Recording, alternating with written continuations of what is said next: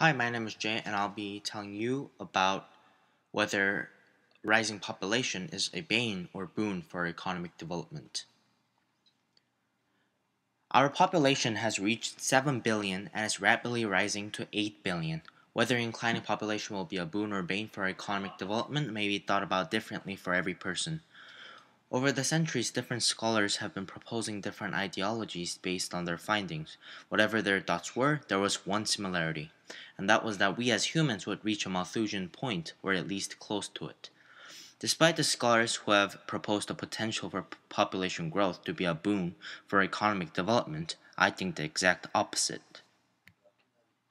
However, I never mentioned that inclining population was going to be bane for our economic development, but I think that inclining population growth has the potential to do us good and bring goods to the world, only if we take into account and accept the potential banes that population growth can cause and take procedures to prevent it. Unfortunately, some scholars are not wary enough of the potential problems that might occur due to the inclining population.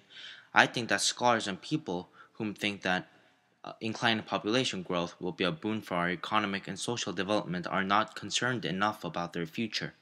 Unfortunately, ideologies of people who talk about the beneficial points of inclining population growth are all based on the theoretical effects of population growth in the short term.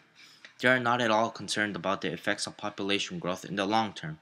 Some of the obvious short term effects of inclining population growth that might suddenly happen might be chaotic. For example, as the population rises, we would soon not have enough places to live in because, as you might have known, population is continuously rising, and we're having trouble with not being able to find enough spaces to satisfy all of the people as it is.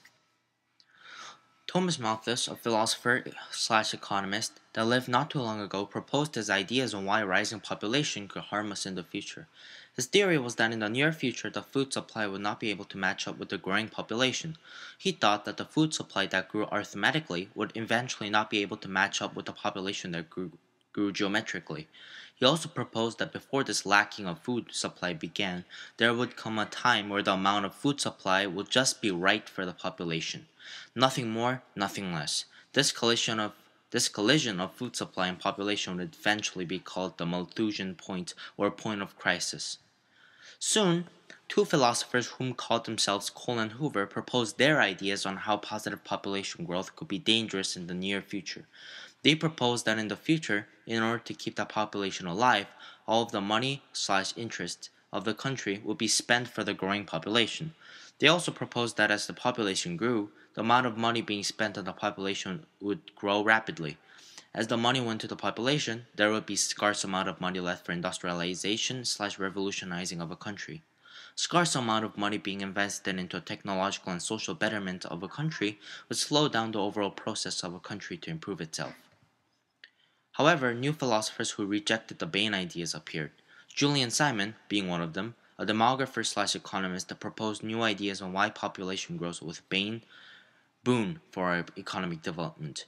Julian made several proposals. One of his major proposals was that if the whole population were on the verge of dying, the situation would force us to improve ourselves. He proposed that in order to live, we would find new, better products to supply ourselves with. After we find the better things to replace our old tools/products with, we will be in a better condition than even before the situation has ever risen in the first place. As you might have noticed, his ideas were very risky and unsafe for the population because he relied on our last minute adrenaline. He wasn't concerned about the potential threat that population might bring while he idled around waiting for the long term effects of population growth. Aside from Julian Simon's ideologies, there was another economist who went by the name Esther Bozerup. Her ideas were very similar to Simon's proposals. She proposed that we already had everything we needed to survive. She proposed that we already had enough technologies to help us supply ourselves. She proposed that as time passed by, we would create new, better tech products in which we could use to supply ourselves with food to never meet the Malthusian point or the point of crisis. Just like Julian Simon, Esther Bozerup also depended on our last-minute solutions that might fail, which was very dangerous and risky.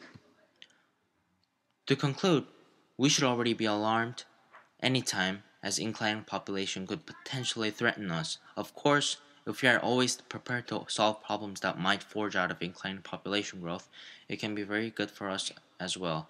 It can make us prosperous by raising the yearly GDP per capita or allowing the next generation to inherit more capitals and many more.